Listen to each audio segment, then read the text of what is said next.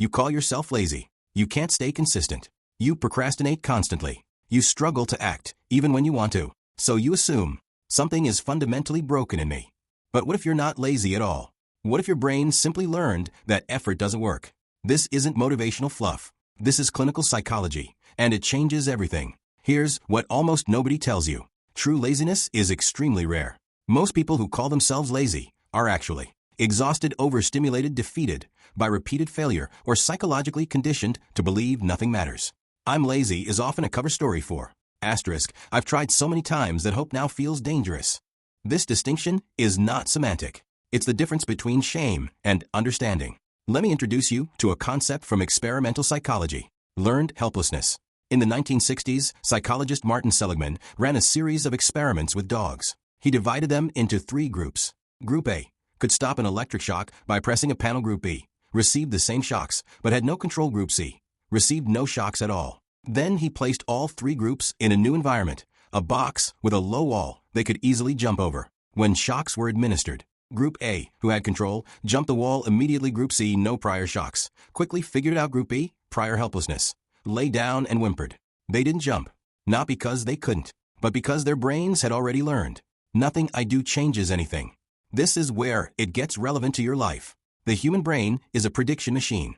Every second, your basal ganglia and prefrontal cortex are running simulations. If I take this action, what's the likely outcome? And when your brain's prediction model has been trained over months or years on effort, no result, vulnerability, rejection, ambition, humiliation, hope, disappointment, it adapts, not by trying harder, by conserving energy. Dopamine drops, motivation collapses, initiation feels impossible. This is not laziness. This is neuroprotective adaptation. Your brain is protecting you from the pain of repeated failure by making you not care. And the cruel irony? It feels exactly like being broken. Here's how you know this is affecting you. Not theoretically, actually. 1. You fantasize intensely, but execute minimally. You've planned the business, the move, the conversation 50 times in your head, 0 times in reality. 2. You consume motivation content endlessly, but it doesn't translate to action. You're using inspiration as a substitute for movement. 3. You feel tired before you begin, not physically exhausted, anticipatory fatigue. Your brain already spent the energy it would take before you lifted a finger. 4. You start things then stop consistently. The pattern is predictable. Burst of energy, small obstacle, collapse, shame, repeat. 5. You've stopped saying I'm overwhelmed and started saying I'm just lazy. This is the critical shift. You gave up on complexity and accepted a fixed identity. 6. You expect disappointment before the email comes, before the conversation happens, before you even try. You've already decided how it ends. 7. You identify with failure preemptively. I'm not the kind of person who succeeds at things like that. If you recognize yourself in even 3 of these, this is relevant to you. Slow down here, let silence breathe.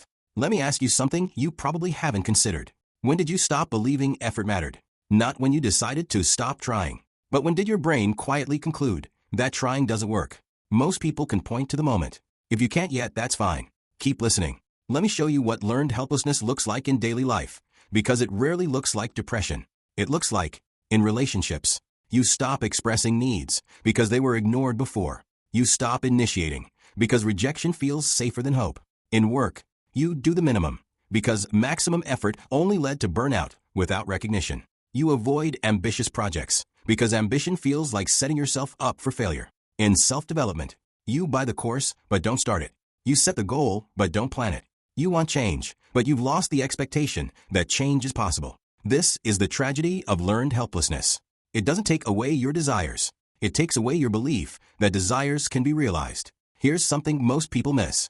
Learned helplessness and social media addiction create a feedback loop, but it no longer expects to earn reward through effort. So, it seeks cheap dopamine, scrolling, short-form content, fantasy, planning, endless research without action. These give you the feeling of progress without the risk of failure. And here's the trap.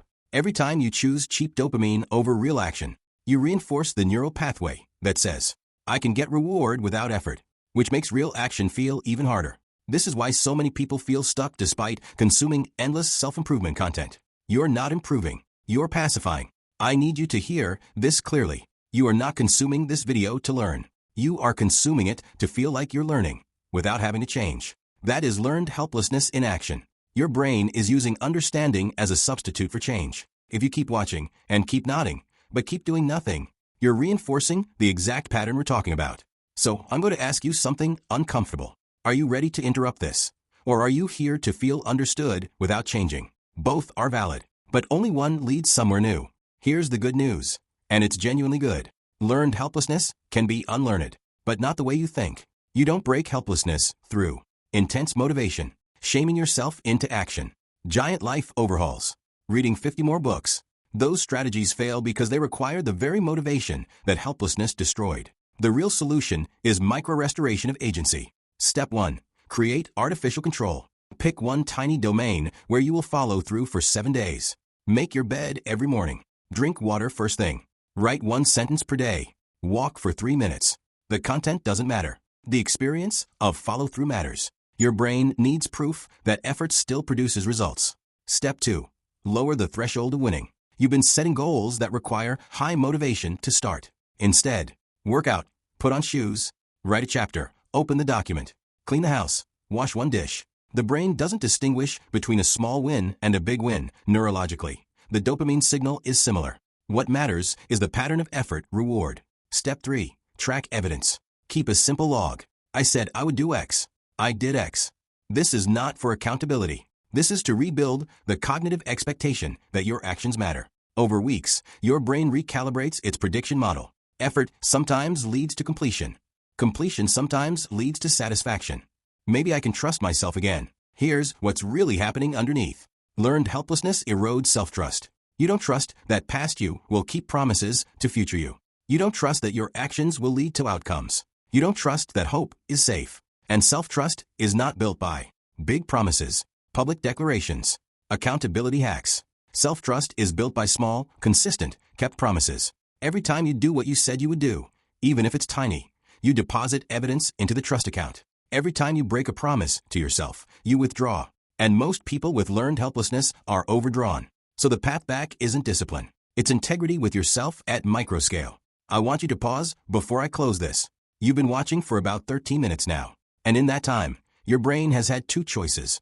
Absorb this and let it become more content you consume. Use this as permission to forgive yourself and start smaller than you think is acceptable. Most people will choose option 1. That's not a judgment. That's the pattern. But if you're still here and something in you feels ready, then I want you to do one thing before you leave. Name one area where you've stopped believing your actions matter. That's it. Don't fix it today. Just name it. Because recognition is the first restoration of agency. So I'll leave you with this.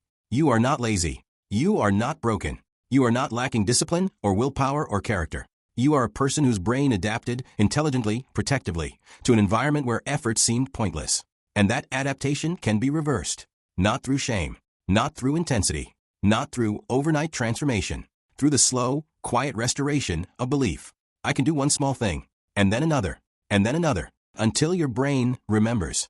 Effort doesn't always fail. Action sometimes works. And you are not powerless. You're just learning to trust yourself again. Because some people don't fail because they're weak. They fail because deep down, they no longer believe their actions matter. And the first step to changing that is realizing you stop believing, not stop caring. See you in the next one.